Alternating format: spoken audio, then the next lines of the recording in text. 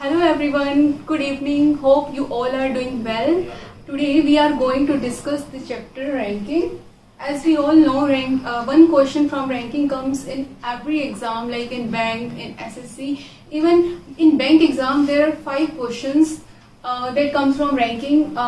As you all see, symbolic form of questions that comes in bank. And today we are going to discuss ranking chapter, and it is a very most important chapter. And it's also very easy chapter. So बस आपको क्या करना है, concentration के साथ पढ़ना है. जैसे मैं आपको बताऊं उसी फॉर्म में आपको चलना है. एंड यू ऑल सी कि आप सारे क्वेश्चन सॉल्व कर लेंगे, चाहे वो किसी भी बुक से हों. आपके अंदर एक कॉन्फिडेंस आ जाएगा उन क्वेश्चंस को सॉल्व करने का. तो चलिए करते हैं रैंकिंग. तो रैंकिंग के जो क्वेश्चंस हैं वो 2 टाइप से पूछे जाते हैं एग्जाम में. कि कई क्वेश्चंस में लिखा होता है लेफ्ट, राइट, एंड कुछ क्वेश्चंस में पैटर्न दिया होता है टॉप एंड बॉटम. तो डिपेंड करता है कि वो किस फॉर्म में आपसे पूछता है. बट आपको ये देखकर कंफ्यूज नहीं होना है कि लेफ्ट राइट पूछा गया है या टॉप बॉटम. नहीं, आपको अपनी एक ही स्ट्रेटेजी फॉलो करनी है. अगर आप अपने क्वेश्चन को इस फॉर्म में बनाने में कंफर्टेबल है तो हमेशा इसी फॉर्म में बनाइए, और अगर इस फॉर्म में कंफर्टेबल है तो इसी में बनाइए. इस चीज से कोई फर्क नहीं पड़ता है. हमारा सब फॉर्मूलाज और जो वे है सब वही रहेगा. तो देखिए, ये है हमारा लेफ्ट और ये है राइट. ये हमें कैसे लेना है, ऐसा देखिए मेरा फेस अगर यहाँ है तो ये मेरा राइट हैंड है, तो उधर ही मैंने राइट लिखना है. और अगर माई लेफ्ट हैंड, इधर ही मैंने लेफ्ट लिखना है. ऐसा ये ऊपर है तो ये टॉप और ये बॉटम. मैं जब आपको क्वेश्चंस कराऊंगी तो मैं एक ही टेक्निक फॉलो करूंगी, दिस वन. बिकॉज चाहे आपको टॉप बॉटम भी दिया हो, अगर आप ऐसे बनाने में कंफर्टेबल है तो बना सकते हैं.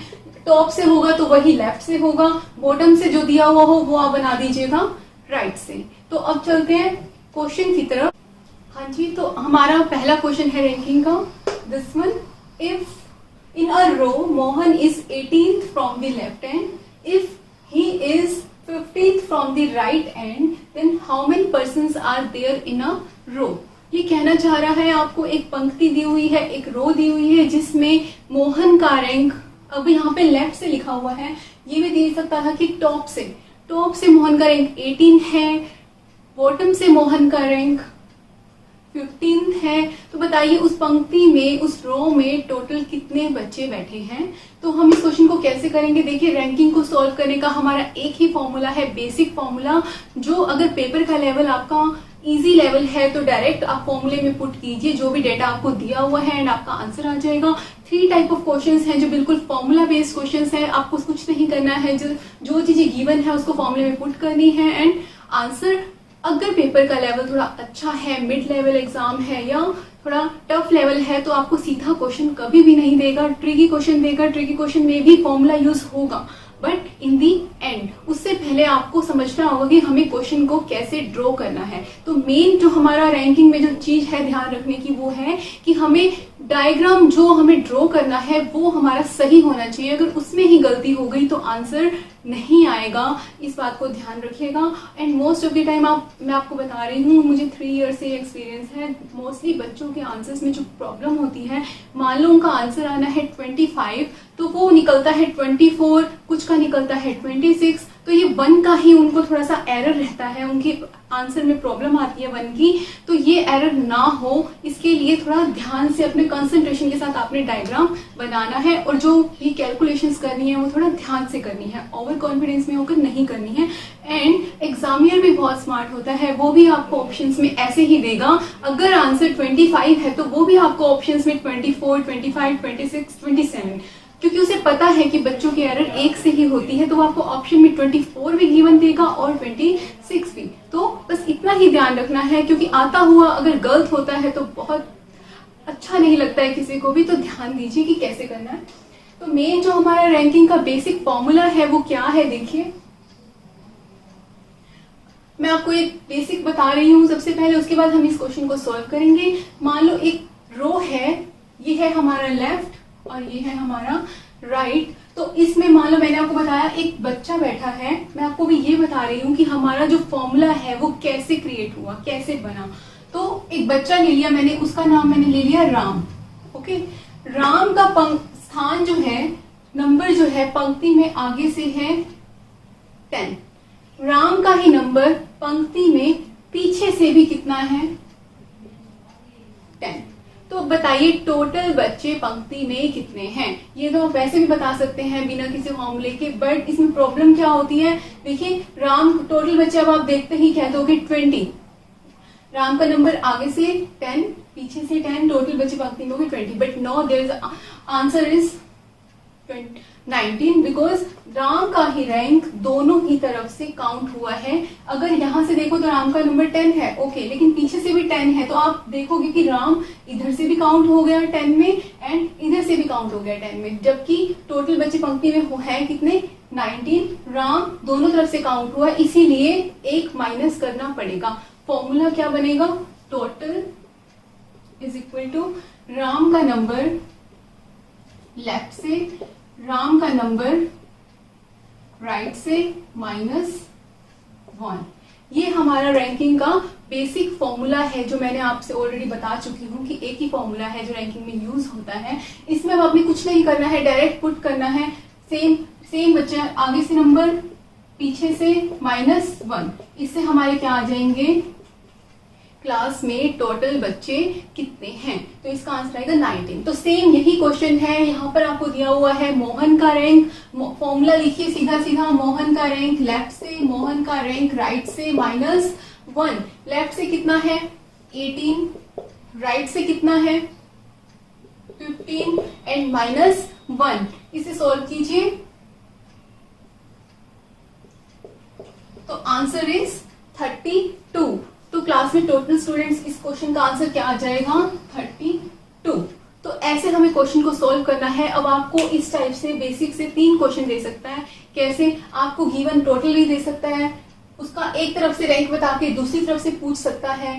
थर्ड टाइप, टोटल देकर, ये वाला नंबर देकर लेफ्ट से पूछ सकता है। तो बेसिक से कोई, इन तीनों में से आपको कोई भी 2 टर्म देगा एंड थर्ड आपसे पूछ लेगा। तो ये है 3 डायरेक्ट क्वेश्चंस जो रैंकिंग में सीधे सीधे बनते हैं। अब चलते हैं नेक्स्ट लेवल पर। देखिए,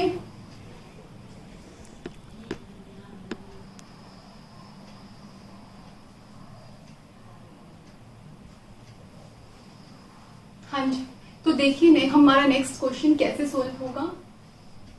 In a row, Raj is 15th from the left hand and Aman is 16th from the right hand. देखिए, एक सीधी सी बात है, जब भी रैंकिंग का क्वेश्चन आए, आपने कभी भी पूरा क्वेश्चन पहली बार में नहीं पढ़ना है।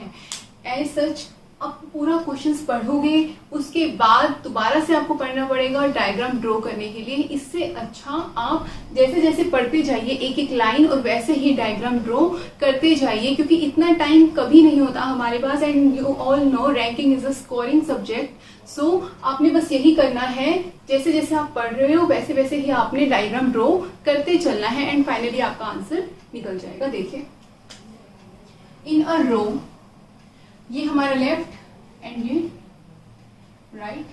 राज is 15th from the left and. एक बच्चा जिसका नाम राज है, उसका नंबर लेफ्ट से कितना है? 15th। And Aman is 16th from the right and. Right and से अमन है कोई, उसका नंबर कितना है? 16th। आगे चलिए, if Suraj is 4th to the right of Raj. Raj के राइट में, देखिए ये राज है, राज का लेफ्ट कहाँ है? लिखा हुआ है साफ साफ, ये इसका लेफ्ट है और राज का ये वाला तरफ जो है वो राइट है। तो राज के राइट में सूरज जो है वो 4th है टू द राइट ऑफ राज। तो राज के राइट में सूरज का नंबर कितना है? 4th। 1 2 3 4।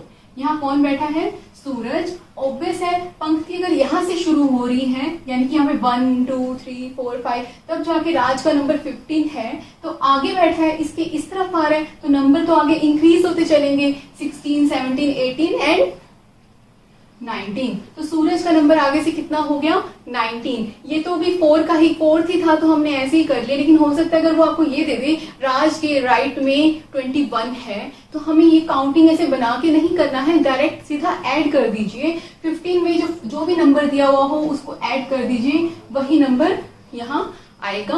अब आगे पढ़ते हैं क्वेश्चन को, यहाँ तक हमारा क्वेश्चन कंप्लीट हो चुका है। आगे पढ़िए। If Suraj is 4 to the right of Raj and 5th to the left of अमन।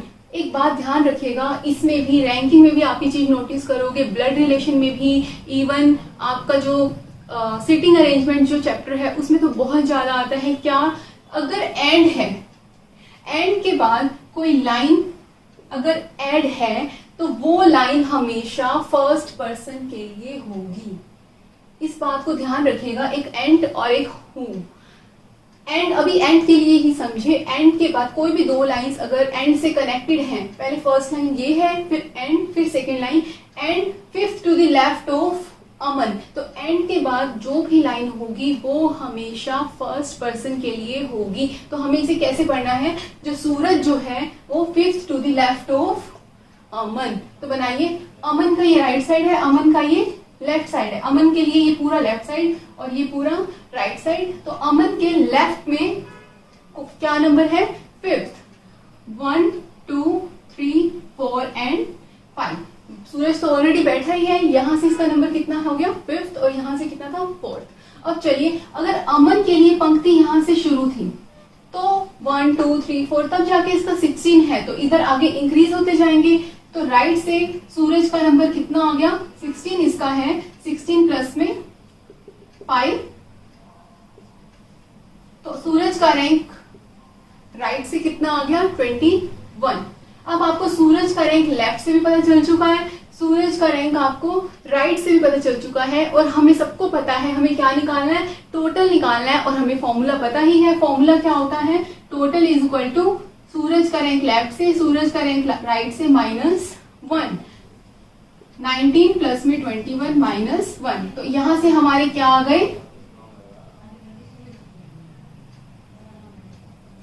39। तो टोटल स्टूडेंट्स क्लास में कितने हो गए, 39। एक और बात, मैंने कई स्टूडेंट्स ने क्वेश्चंस ये पूछते हैं कि मैम अगर एक बच्चे का नंबर, मान लो सूरज का नंबर आपको बाएं से दे दिया 10, दूसरा कोई बच्चा ले लिया अमन, उसका नंबर आपको दाएं से दे दिया 10, इस टाइम पर आप टोटल काउंट नहीं कर सकते। टोटल का फॉर्मूला तभी अप्लाई होगा जब एक सेम बच्चे का नंबर आपको दोनों तरफ से पता होगा, अदरवाइज आप काउंट नहीं कर सकते टोटल। अगर दो अलग अलग बच्चों का नंबर पता है, इसका लेफ्ट से पता है, इस बच्चे का नंबर राइट से पता है, तो आप टोटल काउंट नहीं कर सकते। फॉर्मूले के लिए कंडीशन है कि सेम ही बच्चा होना चाहिए जिसका दोनों तरफ से नंबर हमें पता हो। तो अब हमें एक ही बच्चे का नंबर दोनों तरफ से पता है, इसीलिए हमने टोटल काउंट कर लिया है और वो आया हमारा 39। अब चलते हैं आगे। फर्स्ट क्वेश्चन हो चुका है। Second, what is the rank of Sumit from the right and. तो सुमित का रैंक राइट एंड से कितना होगा, एज हम सबको पता है, जो निकालना है पहले तो उसका फॉर्मूला ही बना लीजिए। Total is equal to Sumit का रैंक लेफ्ट से, सुमित का रैंक राइट से एंड -1। तो देखिए टोटल हमें ऑलरेडी पता है, टोटल कितने हैं 39। सुमित का रैंक हमें क्या करना है, राइट से निकालना है -1, एंड सुमित का रैंक हमें लेफ्ट से ऑलरेडी पता है। सुमित का रैंक, इट्स सूरज, और सूरज का रैंक हमें ऑलरेडी लेफ्ट से पता है। लेफ्ट से सूरज का रैंक कितना है, 19। तो आपको जब भी दो चीजें पता हो तो तीसरी चीज आप काउंट कर सकते हैं। तो 19 -1 18, इधर जाके 18 माइनस हो जाएगा, एंड हमारा आंसर 1 and 2 21। तो सूरज का रैंक राइट से कितना हो जाएगा, 21। तो अगर हमारे पास कुछ भी नहीं है, रैंकिंग के क्वेश्चंस बहुत आसान हैं, जैसे कराती जा रही हूँ करते जाइए, आपको मैं गारंटी देती हूँ आप कोई भी बुक उठा के देखिएगा, अगर एक भी क्वेश्चन आपसे सोल्व ना हो, हम ईच एंड एवरी टाइप यहाँ कवर करेंगे। एंड कुछ भी नहीं है, सिर्फ आपका डायग्राम सही होना चाहिए। जब यही क्वेश्चन पूछे जाते हैं, टोटल बताइए पंक्ति में कितने हैं, एक बच्चे का रैंक लेफ्ट से कितना है, आपका मेन काम होता है जब आपके टोटल आ जाते हैं तो उसके बाद आपसे कुछ भी पूछ ले आप काउंट कर सकते हैं। सो अब चलते हैं नेक्स्ट क्वेश्चन पर, आइए।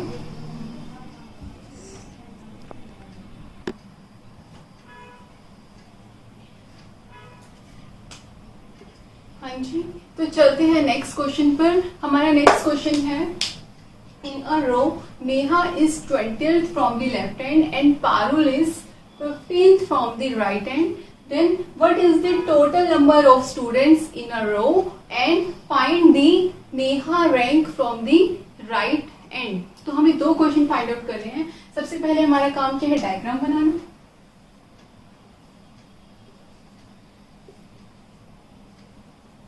नेहा का रैंक लेफ्ट से 20 है, पारुल का रैंक राइट से 15 है. तो हमें सबसे पहले क्या काउंट करना है, टोटल नंबर ऑफ स्टूडेंट्स. क्या हम total number of students count कर सकते हैं? ऑप्शंस में आपको मिलेंगे ऑप्शन लाइक 40, 35, 25 और कांट बी डिटरमाइंड, ज्ञात नहीं किया जा सकता. इसका आंसर आएगा कांट बी डिटरमाइंड. भाई बिकॉज देखिए, नेहा का रैंक 20 है, पारुल का 15 है. हमें ये नहीं पता कि इन दोनों के बीच में कितने स्टूडेंट्स ऑलरेडी बैठे हैं. हो सकता है कोई ना हो और हो सकता है कि इनके बीच में कोई स्टूडेंट्स हो. और रैंकिंग में हमेशा एक ही आंसर होता है और वो श्योर आंसर होता है, कभी भी दो आंसर नहीं हो सकते. तो आपको जब तक इन दोनों के बीच के स्टूडेंट्स नहीं बताएगा, आप टोटल काउंट नहीं कर सकते.